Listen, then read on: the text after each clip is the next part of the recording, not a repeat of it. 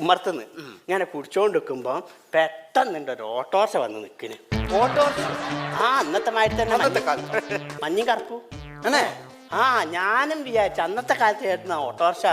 അല്ല ഈ ഓട്ടോറിക്ഷയിൽ ഇപ്പൊ ആരാ വരാല്ലേ?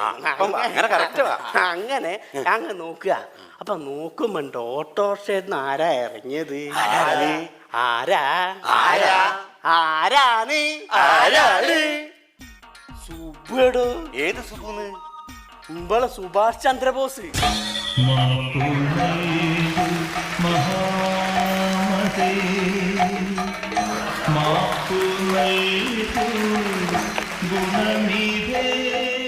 കാണാരേട്ടാ, ഇനി ക്ഷമിക്കൂലട്ടോ. എന്ത് വിടലാണ് ഇയാള്?